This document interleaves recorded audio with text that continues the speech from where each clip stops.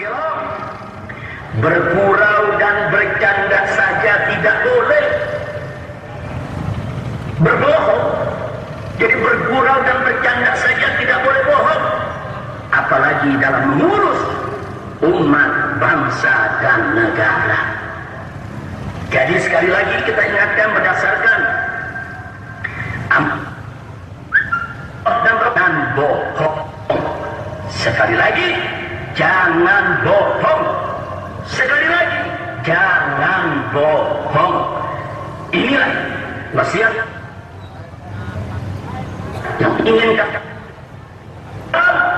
yang hadir pada acara reuni Akbar Mujahid 212 ini, rakyat Indonesia yang ikut berpartisipasi menghadiri acara ini. Apresiasi yang tinggi kami sampaikan dari tengah kota suci kepada segenap umat Islam dan seluruh rakyat Indonesia untuk sukses yang acara ini Akbar Mujahid 212 atau atas kehadiran Akbar Kedua 212 partisipasinya.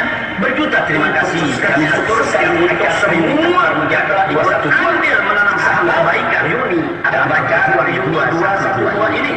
Semoga terima kasih kita semua untuk mendapat anugerah, taufik dan hidayah dari Allah Subhanahu wa ta'ala. Amin. Amin. Ya Rabbal Alamin. Saudaraku seiman dan seakidah, saudaraku sebangsa dan setanah air,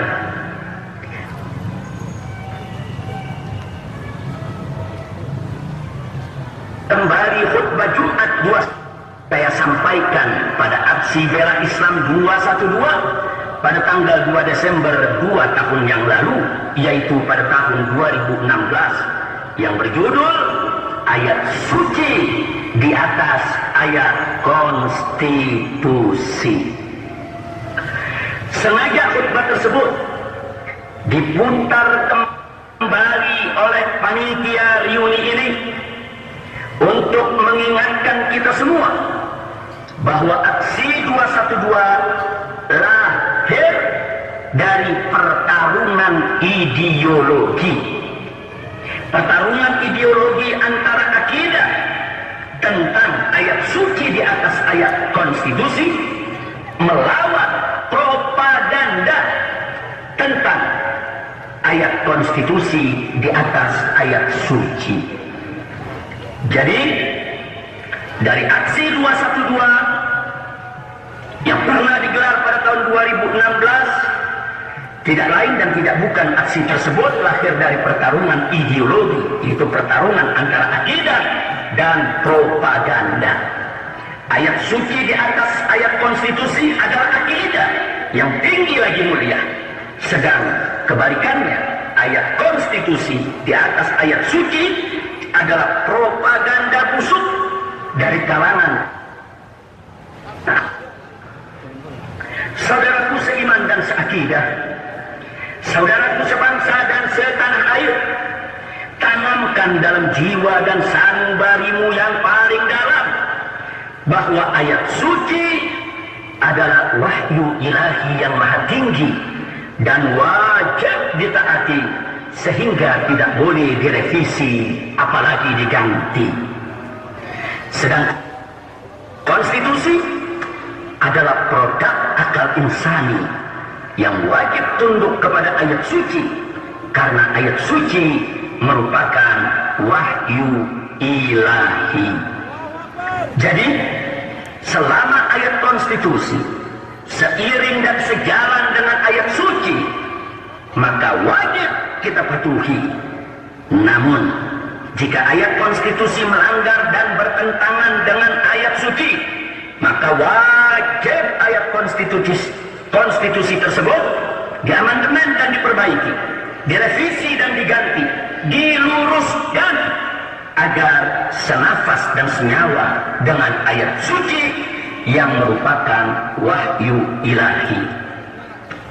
Ayat konstitusi yang manapun, ayat konstitusi yang manapun, baik berupa undang-undang dasar yang dibuat oleh MPR RI atau berupa undang-undang yang dibuat oleh DPR RI, ataupun berupa aturan lainnya yang dibuat oleh presiden atau para menterinya, ataupun dibuat oleh kepala daerah baik tingkat 1 maupun tingkat 2, maka wajib kita kawal dan kita jaga serta kita rawat agar kita tidak bertentangan dengan ayat suci.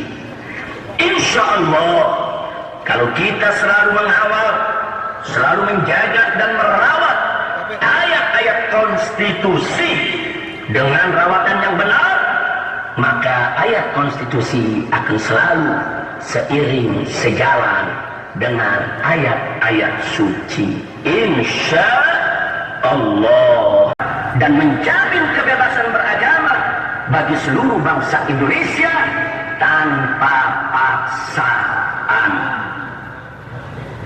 Jadi dengan demikian juga bisa kita tegaskan bahwa Indonesia bukan negara komunis ateis yang anti Tuhan, bukan juga negara liberal yang anti agama, bukan pula negara sekuler yang anti syariat. Alhamdulillahi Rabbil Alamin. Kita bersyukur kepada Allah Subhanahu wa Ta'ala bahwa Indonesia adalah negara beragama, negara berketuhanan yang Maha Esa, negara tauhid yang melindungi semua agama dan menjamin kebebasan beragama bagi seluruh bangsa Indonesia tanpa paksaan. Kita bersyukur kepada Allah bahwasanya Indonesia bukan negara komunis ateis yang anti Tuhan, bukan juga negara liberal yang anti agama, dan bukan pula negara sekuler yang anti syariat. Alhamdulillahi Rabbil Alamin. Dan seakidah, saudaraku sebangsa dan setanah air, melalui reuni Akbar Mujahid 212 ini, marilah bersama kita renungkan sejenak kondisi bangsa dan negara kita dalam 5 tahun terakhir ini. Selama ini di negara Kesatuan Republik Indonesia kita sama merasakan kuat indikasinya adanya gerakan sistematis dan struktural yang ingin menghancurkan sendi-sendi kehidupan beragama dan berbangsa serta bernegara di negara Kesatuan Republik Indonesia dengan menghalalkan segala cara. Pertama, pembiaran aliran sesat dan penodaan agama secara masif. Bahkan para pelakunya dilindungi dan dibesarkan. Padahal agama apapun tidak boleh dinista dan dinodai. Apalagi agama Islam yang merupakan agama yang rahmatan lil alamin. Kedua, pembiaran kezaliman dan ketidakadilan yang meruntuhkan sendi-sendi penegakan hukum secara keji dan jahat, sehingga sikap suka-suka kini menjadi landasan penegakan hukum di Indonesia. Hasilnya, yang disukai rezim bebas melanggar hukum, sedang yang tidak disukai rezim akan dikerjai dengan aneka rekayasa hukum. Ketiga, pemberhalaan ekonomi neolib berdasarkan sistem